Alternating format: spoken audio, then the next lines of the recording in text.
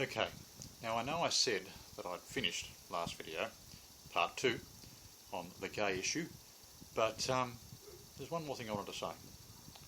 Why did I bother to do this? Why did I bother talking about this particular issue? Well, largely it was frustration. I read some stories of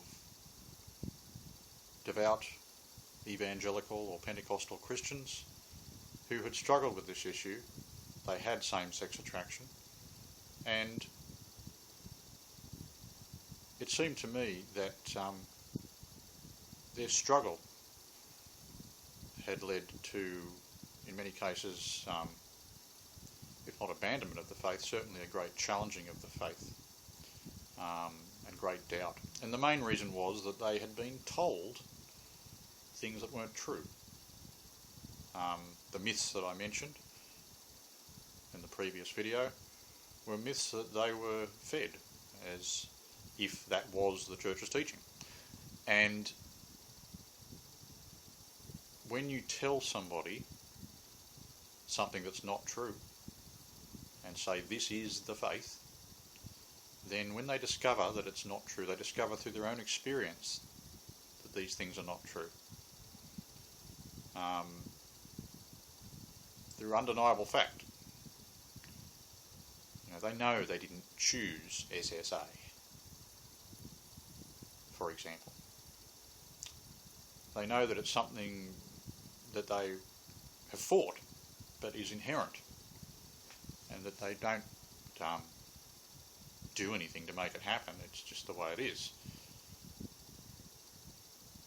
But if you're told that this is impossible, or that, this can't happen, or it must be you, it's your fault, you don't have enough faith, or you've done the wrong thing, or somebody's abused you, or whatever, it's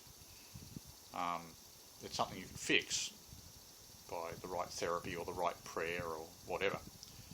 And if you find out these things aren't true, but they're presented to you as the faith, as the traditional teaching, then you will, in all likelihood, reject or strongly question the traditional teaching.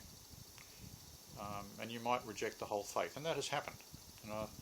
I've read these stories about people either rejecting the faith or having enormous struggles with it, and coming to a point where they don't know what they think. I mean, they might believe, but they think the church has got it all wrong.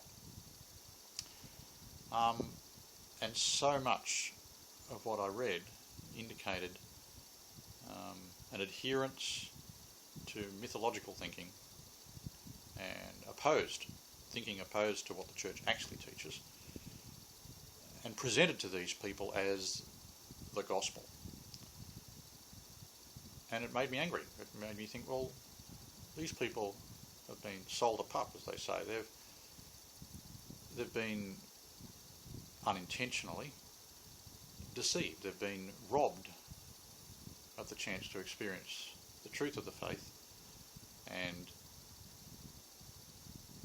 by robbing them of that and giving them something else instead, they've ended up, in many cases, rejecting the faith or coming to a false understanding of it, because they believe, well, I haven't got any choice. I must reject what I'm being told because it isn't true, and yet that's what the church is teaching. It leaves them in a very difficult place, especially when they have a strong relationship with Jesus. So it just seemed to me that a better understanding, a better knowledge of the church's true teaching, it won't fix all the problems, it won't make things easy for people with SSA or any other difficulty in their life, but it will help, I think, and it will certainly help if people stop using these myths to try to fix or treat people with SSA based on false presuppositions in a way that's doomed to, in most cases, fail and only cause torment and guilt and confusion and doubt. So that was my main motivation. I saw things happening to people that were unnecessary and were based on misunderstandings, common misunderstandings of the true teaching of Church and Scripture. So I hope that in some small way what I'm doing here will contribute to